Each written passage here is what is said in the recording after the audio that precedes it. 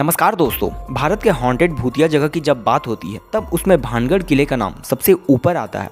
राजस्थान में मौजूद इस 500 साल पुराने किले का लोगों में कुछ ऐसा खौफ है कि यहाँ पर लोग रात में तो छोड़िए दिन में भी जाने से कतराते हैं। कहा जाता है कि रात के समय में जो कोई भी इस किले में जाता है वो फिर कभी वापस नहीं आता। इसलिए सरकार ने भी बोर्ड लगाकर रात के समय में इस किले में जाने से बैन किया हुआ है।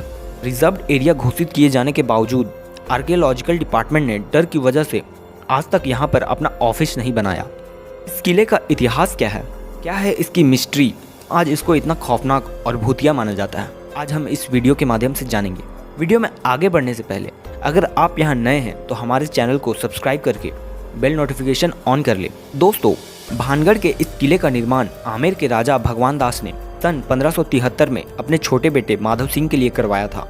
उस समय यह किला पूरी तरह से खुशहाल हुआ करता था। इस किले के अंदर व इसके चारों तरफ लोगों की घनी आबादी रहा करती थी, लेकिन फिर अचानक एक ऐसी अनहोनी हुई जिससे कि इस किले की खुशियां हमेशा के लिए खत्म हो गई और एक समय खुशहाल नजर आने वाला यह विशाल किला एक भूतिया जगह में बदल गया।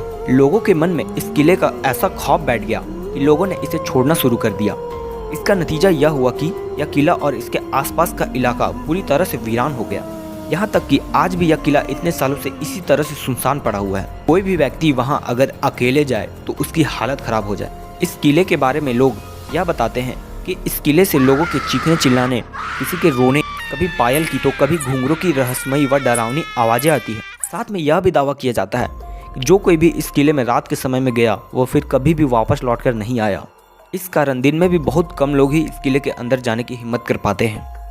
अब ऐसे में मन में कई सवाल और जिज्ञासा उठते हैं, आखिर इस किले के साथ ऐसा क्या हुआ था जो इसे शापित और भूतिया माना जाने लगा। इस किले के भूतिया होने के पीछे लोगों द्वारा एक नहीं कई अलग अलग कहानियां बताई जाती है, लेकिन उन सभी में सबसे फेमस जिसमें लोगों द्वारा सबसे ज़्यादा भरोसा किया जाता है वो है राजकुमारी रत्नावती की कहानी। चलिए बताता हूँ। जब इस किले का निर्माण करवाया गया था तब इसमें रत्नावती नाम की एक बेहद खूबसूरत राजकुमारी रहा करती थी। उस समय राजकुमारी रत्नावती की उम्र 18 साल थी। उनकी खूबसूरती के चर्चाएं दूर दूर तक हुआ करती थी। उनकी खूबसूरती की वजह से बहुत से अलग अलग सियासतों के राजकुमार उनसे शादी करने की अपेक्षा रखते थे। उनके लिए शादी के प्रस्ताव आते ही रहते थे, लेकिन राजकुमारी ने तब तक किसी के प्रस्ताव को स्वीकार नहीं किया था। एक बार राजकुमारी अपनी कुछ सहेलियों के साथ बाजार गई हुई थी। बाजार में वो एक इत्र की दुकान पर रुकी, वहाँ से अपने लिए इत्र खरीदने लगी। इतने में ही उस दुकान से कुछ दूरी पर खड़े सिंघिया सेवड़ा नाम के एक व्यक्ति की नज़र राजकुमारी पर पड़ी। वह व्यक्ति उसी राज्य का रहने वाला था और वो काले जादू का महारथी भी माना जाता था। राजकुमारी की सुंदरता को सिर्फ एक नज़र में देखते ही सिंघिया उन पर पूरी तरह से फिदा हो गया। उसने तय कर लिया कि राजकुमारी को किसी भी कीमत पर हासिल करके रहेगा।